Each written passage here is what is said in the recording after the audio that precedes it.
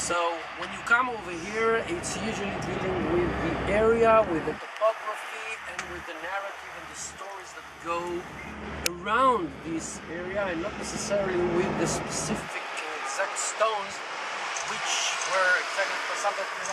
Where was the house of Rachav? Somewhere over there. Yeah, I wonder.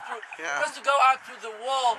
So we're going to see, well, we know from the biblical narrative that her house was in the city wall, okay? So this was the part that was excavated, so we can show some wall and some houses next to the wall, and we can say, well, this is the place. Does it mean that this is archaeologically the place? Probably not. Nevertheless, once again, we're dealing with the narrative and the biblical stories over here. So this is why we're going to use the Bible over here. So first of all, going back to the Exodus, we should remember that coming from the Sinai Peninsula, the tribes of Israel, according to the biblical narrative, they are walking northwards, and eventually their last stop is somewhere just on the other side of the Jordan.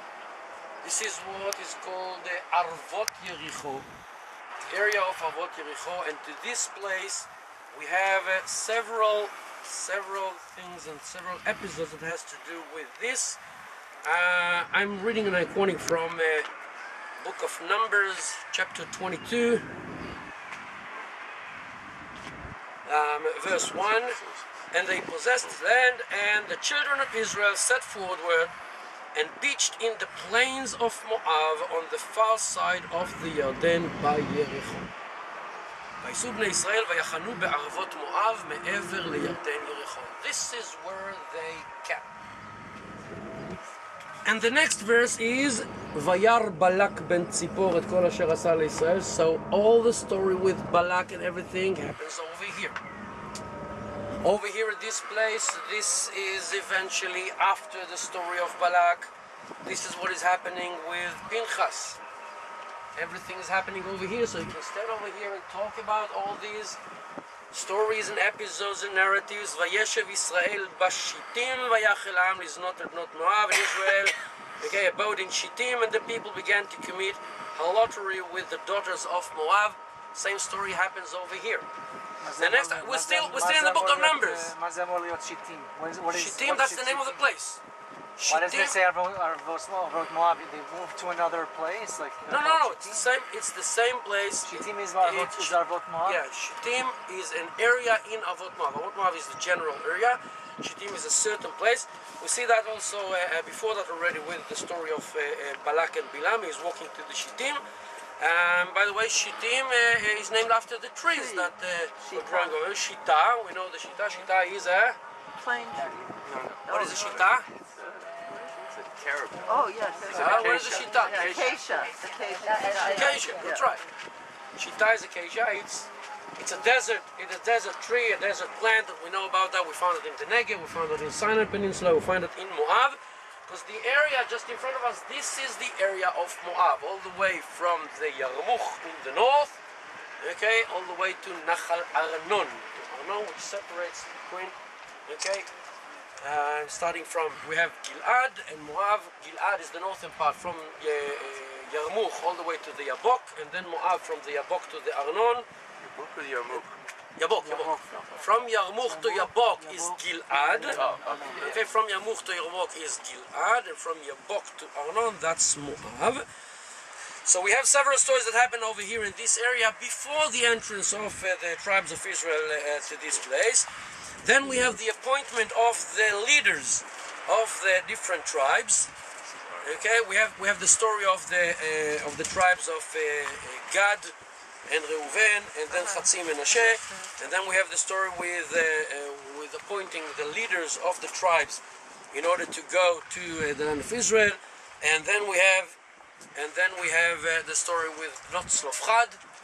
Each and every one of these episodes is something that you can deal with and talk about and discuss, and everything happened over here. So this is where these things happened.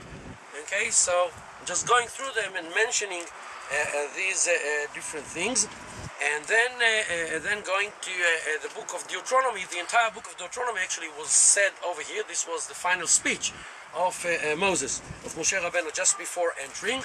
And this is why by the end of the book of Deuteronomy, the last thing that is happening over here is the following thing. מדבר השם אל משה בעצם היום הזה לאמור, עלה אל הר העברים הזה, הר נבו אשר בארץ מואב, אשר על פני יריחו, וראה את ארץ כנען אשר אני נותן לבני ישראל לאחיזה. And the Lord spoke, okay, it's Deuteronomy, chapter 32, verse 48, starting over there. And the Lord spoke to Moshe that same day, saying, go up into the Mount Avarim, to Mount Nevo, which is in the land of Moab, that is facing Yericho, and behold the land of Canaan, which I give to the children of Israel for a possession. So over here, this is what is happening, and by the end, the last chapter of Deuteronomy, chapter 34, is actually a description of what happened in those days. And Moshe went up from the plains of Moab to the mountain of Nevo, to the top of the Pisgah, facing Yericho, and you see that over and over again Yericho is mentioned because this is biggest side, this is the most well-known over there. And the Lord showed him all the land of Gilad to Dan, and all Naphtali, and the land of Ephraim, and Menashe, and all the land of Yehuda. So he's standing over there, and like a tour guide, he's making, okay, a lookout. Take a look at the tribe of Dan, up there at the north, and then he's going to Naphtali, and then he's counterclockwise. Exactly, he's going and saying this and that and this and that. He's going to תצפית. תצפית הראשון. תצפית הר נבו. Which one is Mount Nebo from here? No. Yeah. It's behind. But when you travel to Jordan, you'll be able to see it over there My because. people will see us tomorrow. Yeah. Okay. So yeah, and this is, and okay, and all the land of Yehuda, as far as the outmost sea, and the Negev, and the plain, the valley of Yericho. The last thing that he shows, okay, in this lookout, in this Tatzpit, is Yericho, city of the palm trees. And the Lord said to him, this is the land which I swore to Abraham, to Yitzchak, and Yaakov, saying, I will give it to you. Behold. And we can see that, okay, this is just the last thing that was done, and this is somewhere over the other side of the Jordan, okay, the other side of the Jordan, and this happens over here. So when we are standing here, okay, on the top of the tail, and we are able to look at the topography of the entire environment, the entire surrounding, we can see all these biblical stories, episodes, according to the biblical narrative. The most famous one, obviously, is the story with Rachav and the conquest of Yericho. So I will not go through that. Okay, I will not go through that. But the story tells that two spies came over here. Okay, they were coming over here. They were spending the night with Rachav, and they promised to spare her life if she will put, you know, the red thread just outside the wall. And she tells them, don't run, don't go to the Jordan, but rather go to the mountains, because people will send scouts after you to chase you, and if you will go to the Jordan River, they will definitely get you before you will cross the river and get to the. So they run to the mountains. Take a look over there, how many caves are there, and once again we can talk about the ideal espionage. They can sit up there, and from there 3 days they're sitting over there, and they just need to write down and record all the movements of the Canaanite army over here.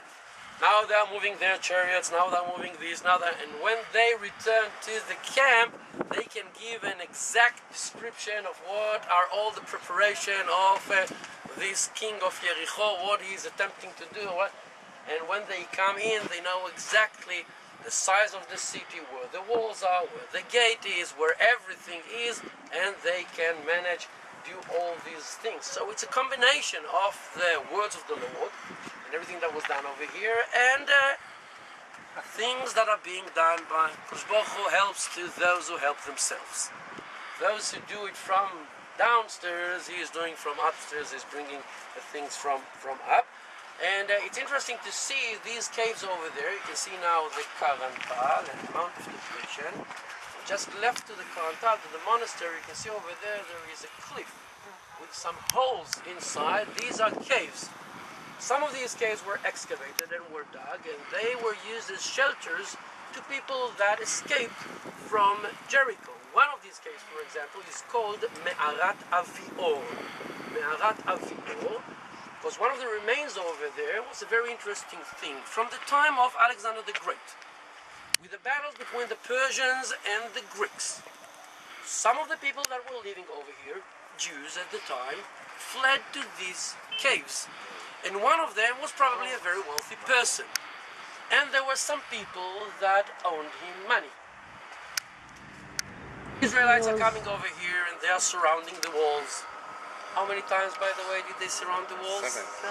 How many times did they surround the walls? 7 days. How many times did they surround the walls? One in 6 days, 13 times.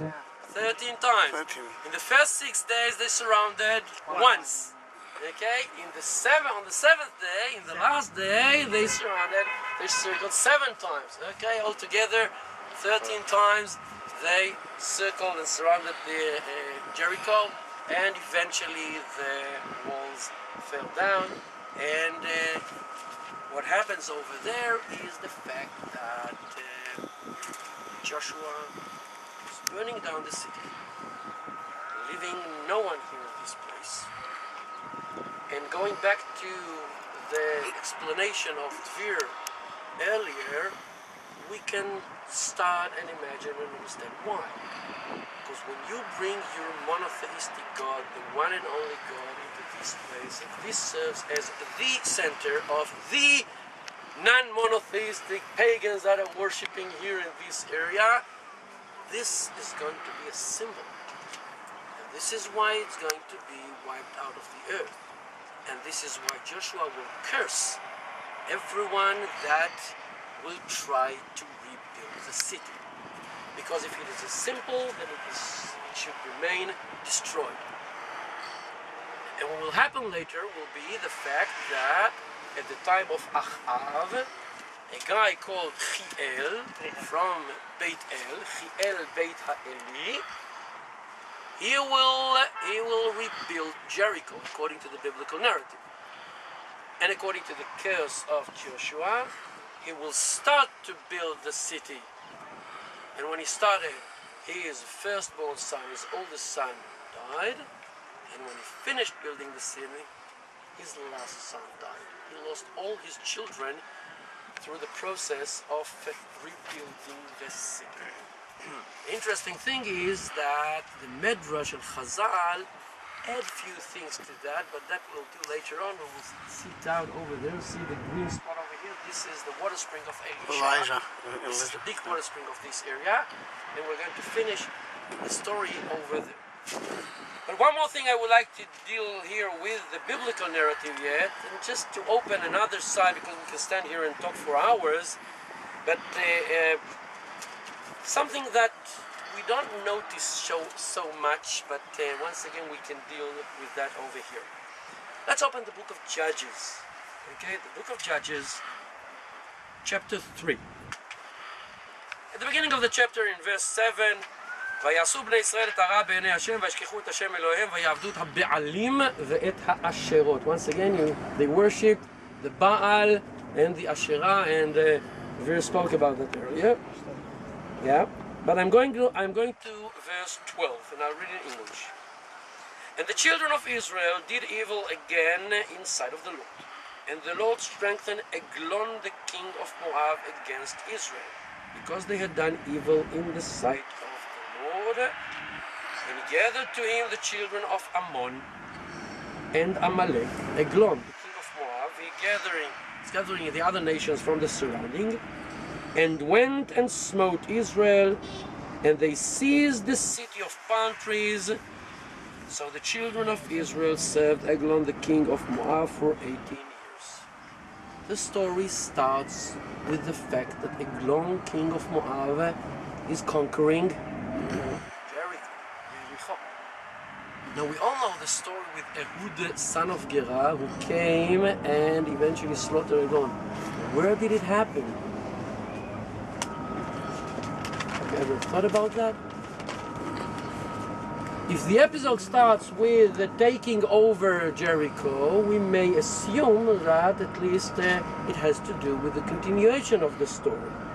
Meaning that later on, okay, but when the children of Israel cried to the Lord raised them up a deliverer, Ehud the son of Gera, a Binyamini, a left-handed man, and by him the children of Israel sent a present to Eglon, the king of Moab, and he's going over there, and he's going to the Eglon's palace, and asked him to, he said, I brought you a present from the Lord, so he's getting up, and then Ehud is stabbing him with the knife. And the end of the story is, and it came to pass when he arrived that he blew a shofar in the mountain of Ephraim, and the children of Israel went down with him from the mount, and he before them, and he said to them, follow after me, for the Lord has delivered your enemies, namely Moab, into your hand. And they went down after him, and seized the fords of the Yarden towards Moab, and allowed no man to pass over. Oops. They're taking over the bridges and the passes of the Jordan River, and they're not allowing any Moabite to pass on. From where to where? The Moabites are on the other side of the Jordan. He's coming from the Mount of Ephraim, coming down and capturing the bridges of it, not allowing anyone to cross. From where to where?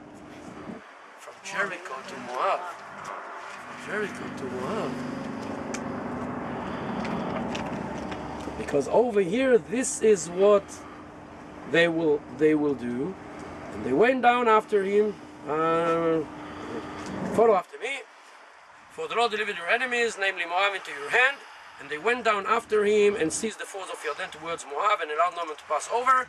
And they slew of Moab at the time about 10,000 men, all lusty, and all men of valor, and no man escaped. So Moab was subdued that day under the hand of Israel, and the land was quiet for 80 years. So once again we can see that at least one of the interpretations that is possible, it's not necessarily the only one, but at least understanding the area over here can give us the insight that maybe this story also happened over here, because this is how it started. What was the reference again? Chapter 3, Judges chapter 3. Okay, it's going through the entire chapter, starting from the beginning to the end. So this is the story from the Bible, and we can go on and on and on and on and on. And I will stop over here because many of the references are in the booklet that Yuri gave you, and you can go over there. But one thing that I would like to mention over here.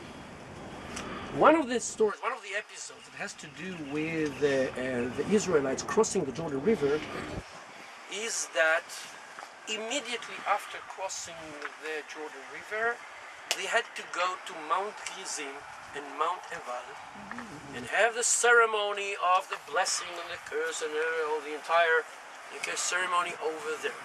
Just imagine to yourself, what does it mean to take 2 million people across the Jordan, run to Nablus, to Shechem, the same day, going all the way over there, making the ceremony, and then returning back in order to fight against Jericho. This is why the Midrashim and everything that has to do with that count that as something that has to do with miracle. In a miraculous way, they could go all the way up there and return. Miraculous elevator took them there. Yeah. Went over there and returned over here.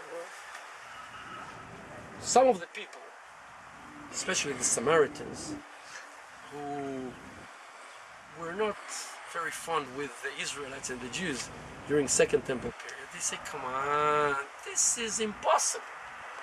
This is impossible.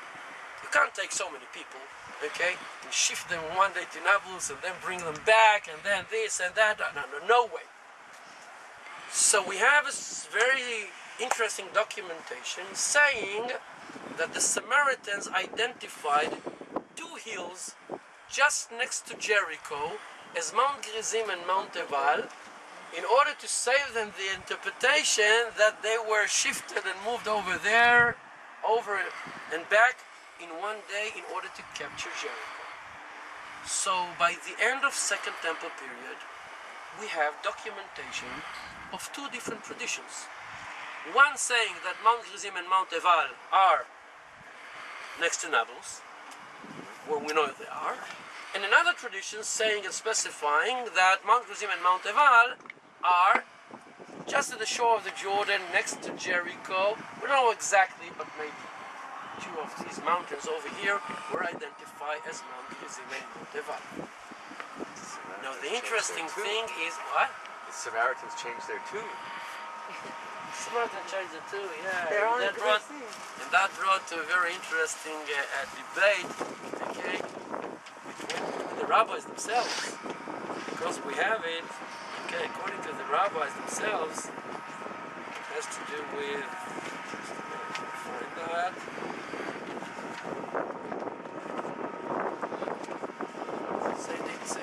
It's reference 58, those who have the book. Okay? הלוהמה בעבר הירדן, מן הירדן ולהלן אחרי דרך מבוא השמש, מקום שהחמה זורחת בארץ הכנעני, היושב בערבה המולה גלגל אצל אלוני מורה, זה הר גריזים והר אבן שבין הכותים. This is Mount Gerizim, Mount Ebal. Among the Samaritans, דברי רבי יהודה. רבי אליעזר אומר, אין זה הר גריזים והר אבל של כותים. It's not the Mount Gerizim and Ebal of the Samaritans. שנאמר, אלוהמה בעבר הירדן, and he's going over that. מה מקיים רב אליעזר, הר גריזים והר אבל? So how does he identify הר גריזים and הר אבל? שתי גבשושיות עשו וקראום, זה הר גריזים וזה הר אבל. They took two hills and said, well, this is Mount Gerizim and this is Mount Ebal. Now, why am I mentioning that? Because as tour guides, you probably are very familiar with the mosaic floor of the church that was found in Madaba, what we call the Madaba map. The Madaba map is a map of the land of Israel. If you go over there, you see two references to Mount Gerizim and Mount Ebal in the map. One next to Nablus, the other one on the shore of the Jordan River, just next to Jericho. So in the 7th, 8th century, where they depicted the mosaic floor, they put over there the different sizes and different references to the places they knew about. They put in the map itself two references, two traditions. Everything is happening over here, and it's starting over here. And we can go through lots of different episodes that happen over here. Just to mention some of them. One, for example, the appointment of Hillel Hazaken. We spoke about Hillel. Okay, he was appointed here in Jericho, reference 54. Okay, to those who have the booklet. משמתו חגי זכריה ומלאכי נסתלקה רוח הקודש מישראל. Once חגי זכריה ומלאכי, the last prophets died, okay, they don't have any more רוח הקודש, ואף על פי כן היו משתמשים בבת קול. שפעם אחת, once, היו מסובים בעליית בית גוריה ביריחו. They were sitting together in a place called בית גוריה in Jericho. ניתנה עליהם בת קול מן השמיים ואמרה, a voice came out of heaven and said, יש בכם אדם אחד שראוי שתשרה שכינה עליו. There's one person among you over here that worth to be, okay, שכינת be on him, אלא שאין דורו ראוי לכך. נתנו עיניהם בהלל הזקן, וכשמת הספידו היי חסיד, היי עניו, תלמידו של עזרא. So this is where they appointed Hillel Hazaken with a voice that came from heaven, and we can understand and see that. And it's interesting to see that Hillel was here in Jericho. He was dealing with certain things that has to do with agriculture of the area. We're going to speak about that later on next spring, with the palm trees and things that were allowed and they could do, and other places not. And this is the situation over here in Jericho. So once again, we can see how Jericho, as far as archaeology, biblical narrative, history, and different things, has a lot to do with people to come here and listen to all these stories and all this information. Okay. What?